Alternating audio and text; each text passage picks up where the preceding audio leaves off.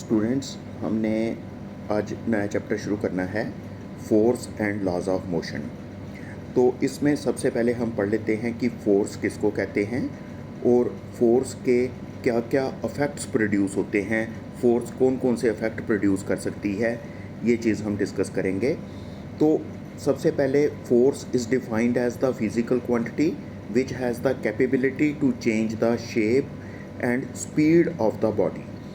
तो फोर्स एक ऐसी क्वांटिटी है जो जिसमें ये कैपेबिलिटी है कि वो किसी बॉडी की शेप को भी चेंज कर सकती है या फिर किसी बॉडी की स्पीड को चेंज कर सकती है।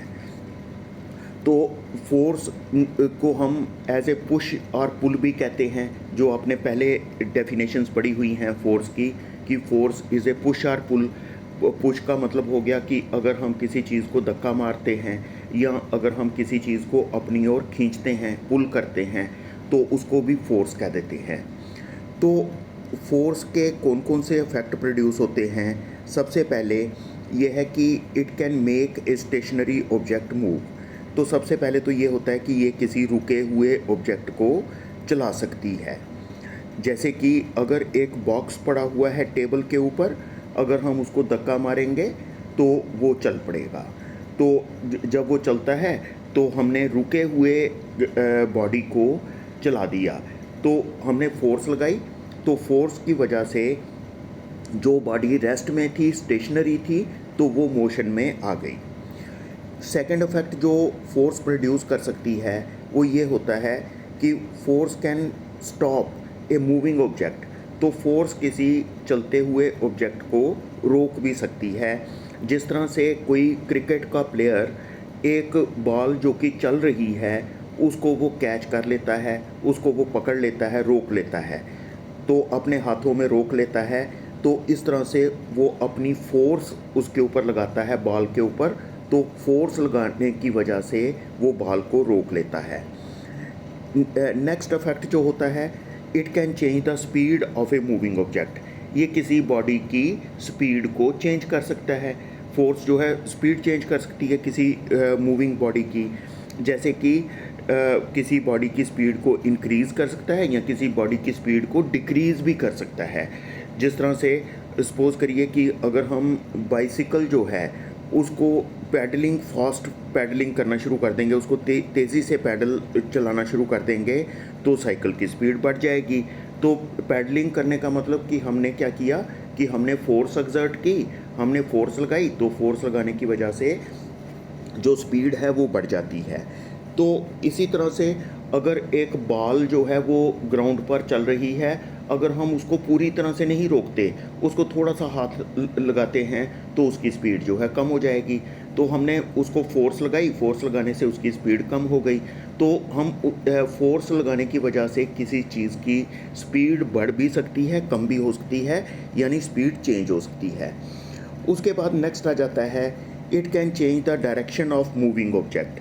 तो स्पीड जो है वो डायरेक्शन चेंज कर सकती है किसी मूविंग ऑब्जेक्ट की।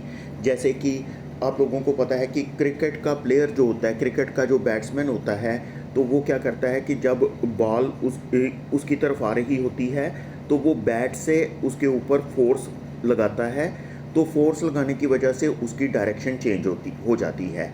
बॉल किसी और डायरेक्शन से आ रही होती है, तो लेकिन फोर्स लगाने के बाद बॉल जो है किसी और डायरेक्शन में चली जाती है। तो इसमें फिफ्थ पॉइंट जो है, जो अफेक्ट फोर्स प्रोड्यूस कर सकती है, वो ये है, force can change the shape और साइज़ ऑफ एन ऑब्जेक्ट। तो फोर्स जो है किसी बॉडी की शेप या साइज़ को चेंज कर सकती है। जैसे कि हम क्या करेंगे कि जो टूथपेस्ट की ट्यूब होती है, जब हम उसको दबाते हैं तो उसकी शेप जो है वो चेंज हो जाती है। फोर्स लगाते हैं हम उसके ऊपर, तो फोर्स लगाने की वजह से उसकी शेप चेंज हो जाती है। या फिर अगर हमारे पास एक रबर की बॉल है, तो अगर हम अपने दोनों हाथों से उसको दबाते हैं, तो फोर्स लगाते हैं, तो फोर्स लगाने से उसकी शेप जो है वो चेंज हो जाती है। इसी तरह से अब नेक्स्ट क्वेश्चन जो हमारा है वो है बैलेंस्ड एंड अनबैलेंस्ड फोर्सेस। तो बैलेंस्ड और अनबैलेंस्ड फोर्सेस क्या होती हैं कि जब किसी बॉडी के ऊपर बहुत सारी फोर्सेस लग रही हों, नंबर ऑफ़ फोर्सेस जो हैं 2 भी हो सकती हैं, 3, 4, 5 जितनी भी फोर्सेस लगें, तो बॉडी के ऊपर कितनी भी फोर्सेस लग रही हों, तो अगर इन फोर्सेस का रिजल्टेंट ज़ीरो के बराबर है, रिजल्टेंट का मतलब हो गया इन सब फोर्सेस को मिलाकर जो नेट फोर्स बनती है वो अगर ज़ीरो लग रही है और बॉडी में कोई एक्सेलरेशन प्रोड्यूस नहीं होती, तब हम कहते हैं कि ये जो फोर्सेस लग रही हैं बॉडी के ऊपर ये बैलेंस्ड फोर्सेस होती हैं। जिस तरह से आपको यहाँ पर डायग्राम में दिखाया गया है कि कुछ लोग जो हैं रोप को एक तरफ फोर्स लगा रहे हैं, कुछ दूसरी तरफ फोर्स लगा रहे हैं। तो अगर रोप अपनी ही जगह पर रहे, ना इधर जाए ना उधर जाए, उस केस में हम कहेंगे कि फोर्सेस जो हैं, जितने भी लोग इसके ऊपर फोर्स लगा रहे हैं, सबकी फोर्स आपस में एक दूसरे को बैलेंस कर रही है। तो जो नेट फोर्स है रोप के ऊपर वो ज़ीरो लग रही है, और हम ये कह सकते हैं कि रोप में कोई एक्सेलरेशन प्रोड्यूस नहीं हो रही। पहले उसकी वेलोसिटी ज़ीरो है रोप की, तो बाद में भी ज़ीरो ही रहती है, तो उसमें कोई एक्सेलरेशन प्रोड्यूस नहीं हो रही। तो हम कह सकते हैं कि ये बन जाती हैं बैलेंस्ड फोर्सेस। कि बैलेंस्ड फोर्सेस किनको कहते हैं कि अगर हम किसी बॉडी के ऊपर बहुत सारी फोर्सेस लगाएं, जितनी भी कोई भी नंबर हो सकता है फोर्सेस का, तो अगर हम बॉडी के ऊपर फोर्सेस लगाते हैं तो लेकिन उनका जो नेट इफेक्ट है, उनका जो रिजल्टेंट है वो ज़ीरो के बराबर होता है, और उस बॉडी में या उस ऑब्जेक्ट में कोई एक्सेलरेशन प्रोड्यूस नहीं होती, तब फोर्सेस को बैलेंस्ड फोर्सेस कहा जाता है। तो इसी तरह से अनबैलेंस्ड फोर्सेस क्या होंगी? अनबैलेंस्ड फोर्सेस होंगी कि अगर हम किसी बॉडी के ऊपर कुछ फोर्सेस लगाते हैं, एक फोर्स भी लगा सकते हैं या बहुत सारी फोर्सेस भी लगा सकते हैं। तो अगर एक बॉडी के ऊपर हम बहुत सारी फोर्सेस लगाते हैं, तो लेकिन उनका जो रिजल्टेंट है फोर्सेस का वो नॉन ज़ीरो है, वो ज़ीरो के अलावा उसकी कुछ वैल्यू है, तो तब हम और वो बॉडी में एक्सेलरेशन प्रोड्यूस कर देता है। जिस ऑब्जेक्ट के ऊपर ये फोर्स या फोर्सेस लग रही हैं, तो उस बॉडी में एक्सेलरेशन प्रोड्यूस हो रही है, तो तब हम कह सकते हैं कि ये जो बॉडी के ऊपर फोर्सेस लग रही हैं ये अनबैलेंस्ड फोर्सेस हैं। जिस तरह से आपको यहाँ पर दिखाया गया है कि एक पर्सन जो है फुटबॉल को किक कर रहा है, तो पहले फुटबॉल रेस्ट में था, रुका हुआ था, तो लेकिन किक करने के बाद फुटबॉल जो है वो मूव करना शुरू हो जाएगा, यानी उसकी एक्सेलरेशन हो जाएगी, उसकी वेलोसिटी में चेंज आ जाएगी। पहले उसकी वेलोसिटी ज़ीरो थी, तो लेकिन अब उसकी वेलोसिटी बढ़ जाएगी, तो उसकी वेलोसिटी में चेंज आ जाएगी। तो इसको हम कह देते हैं कि ये जो फोर्स लगी उसके ऊपर, बॉडी के ऊपर, ये अनबैलेंस्ड फोर्स लगी उसके ऊपर। तो इसी तरह हम देखते हैं कि बैलेंस्ड और अनबैलेंस्ड फोर्सेस जो होती हैं, तो उनके बीच में आपस में कंपैरिजन कर लेते हैं। पहले बैलेंस्ड फोर्सेस जो होती हैं वो इक्वल मैग्नीट्यूड की होती हैं। जैसे हमने पिक्चर में देखा था कि टग ऑफ वार में कि बैलेंस्ड फोर्सेस जो होती हैं इक्वल मैग्नीट्यूड की होंगी। जितनी फोर्स एक तरफ से लोग लगा रहे थे, उतनी ही फोर्स दूसरी तरफ से भी लोग लगा रहे थे, तो उनका मैग्नीट्यूड बराबर था फोर्सेस का, तभी वो बैलेंस्ड फोर्सेस बनी। तभी उनको वो एक दूसरे को बैलेंस कर सकती हैं जब दोनों का मैग्नीट्यूड बराबर होगा। तो अनबैलेंस्ड फोर्सेस में फोर्सेस जो होती हैं उनका मैग्नीट्यूड बराबर नहीं होता है, वो अनइक्वल मैग्नीट्यूड होता है उनका, तो उनका मैग्नीट्यूड इक्वल नहीं होता। तो उसके बाद नेक्स्ट आ जाता है बैलेंस्ड फोर्सेस जो होती हैं, it does not cause any change in the state of motion of the object.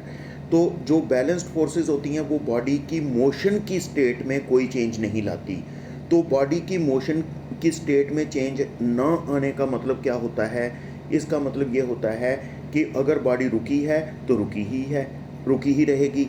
अगर कोई बॉडी चल रही है, जिस वेलोसिटी से चल रही है उसी वेलोसिटी से चलती रहेगी, यानी उसकी मोशन की स्टेट में कोई चेंज नहीं आएगी। यानी कि पहले कम वेलोसिटी से चल रही थी तो अब ज़्यादा से चलनी शुरू हो जाएगी, या पहले रुकी थी तो अब चलना शुरू हो जाएगी, या पहले चल रही थी अब रुक जाएगी। ऐसा कुछ नहीं होगा। जो उसकी मोशन की स्टेट थी तो वैसी ही रहेगी, रुकी है रुकी ही रहेगी। चल रही है तो जिस वेलोसिटी से चल रही है उसी वेलोसिटी से वो चलती रहेगी। तो इसको हम कह देते हैं कि उस जो बैलेंस्ड फोर्सेस होती हैं वो बॉडी की स्टेट ऑफ मोशन में कोई चेंज नहीं लाती। तो लेकिन जो अनबैलेंस्ड फोर्सेस होती हैं वो बॉडी की स्टेट ऑफ मोशन में चेंज लाती हैं। जैसे कि अगर बॉडी पहले रुकी है वो चल पड़ेगी, चल सकती है, या अगर कोई बॉडी चल रही है तो उसकी वेलोसिटी में चेंज ले अनबैलेंस्ड फोर्सेस उसकी वेलोसिटी में चेंज ले आएंगी। या अगर बॉडी जो है पहले चल रही है तो उसको स्लो कर देंगी या उसको रोक देंगी। तो जो भी उसकी स्टेट ऑफ मोशन थी तो उसमें चेंज ले आती हैं। उसके बाद नेक्स्ट हम पढ़ लेते हैं Newton's first law of motion. तो न्यूटन का फर्स्ट लॉ ऑफ मोशन जो है ये हमें क्या बताता है, इसमें ये कहा है कि every body in this universe continues in the state of rest और uniform motion in a straight line unless compelled by some external force.